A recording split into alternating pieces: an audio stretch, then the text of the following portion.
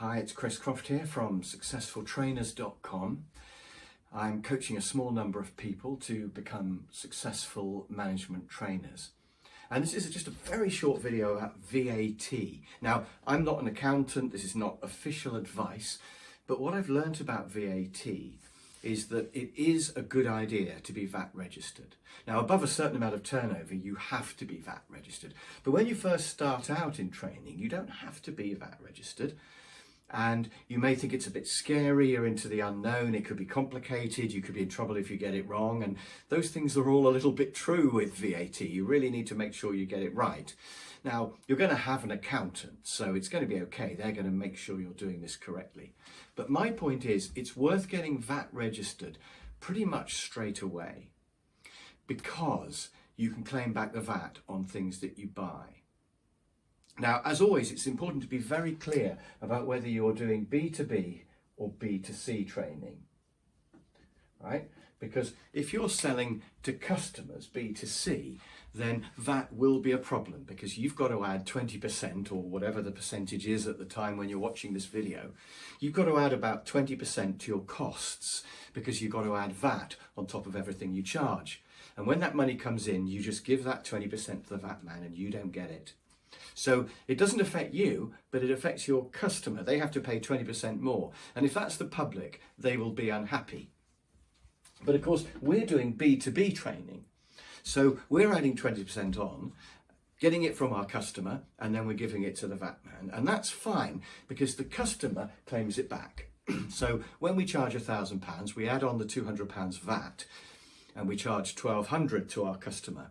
They pay us £1,200, but they claim back the £200 from the VAT man. So they're really only paying £1,000. They're not bothered about the fact that we're adding on VAT because they are VAT registered. So every customer you have, if you're doing B2B training, will be VAT registered. So it won't be a problem that you're adding on VAT. Whereas with B2C, it is a problem if you have to add VAT on. You could become uncompetitive on price. Or instead of being uncompetitive, if you charge the most you can possibly charge, the problem if you're VAT registered is you're going to have to give 20% of that to the VAT man. You don't keep it all. Now, why would we want to get involved in all this complication? We're charging an extra 20% to our customer. They don't mind because they claim it back from the VAT man. So we get the extra money, which we then give to the VAT man. So why would we want to be bothered with all of that? And the answer is because when you buy things, let's say you buy a new computer for 1,200 quid, 200 of that is VAT. And you can claim that back from the VAT man as a cost. So you can claim back all of the VAT on everything that you buy for your business.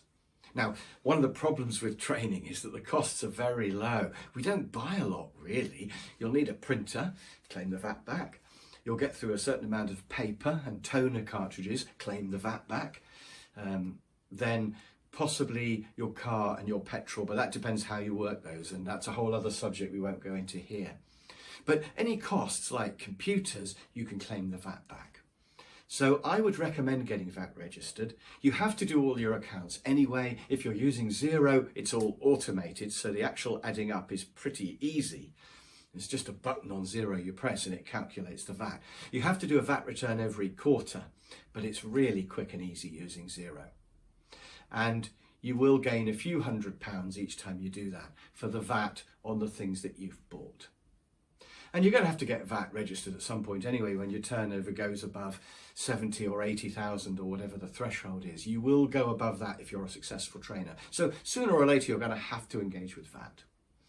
I think there's one more reason why it's good to be VAT registered, which is credibility.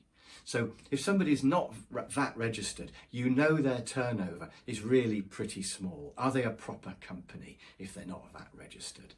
So I would be more inclined to trust somebody if they were VAT registered.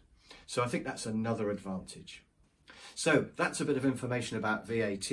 I hope it's helpful. I know it's quite UK specific, but if you're watching this in other countries, you may well have a similar scheme and the same arguments will probably apply. So if that's been useful, then that's great. And if you want to know more about the ins and outs of setting yourself up as a trainer, then do click on the link below. And if you want to have a free conversation with me about whether I can help you to become a trainer, I would be delighted. Even if you're just wondering whether training is for you, why not give me a call? I can tell you more about it. And of course, please do subscribe to this series of videos, and I hope you find them interesting. Bye for now.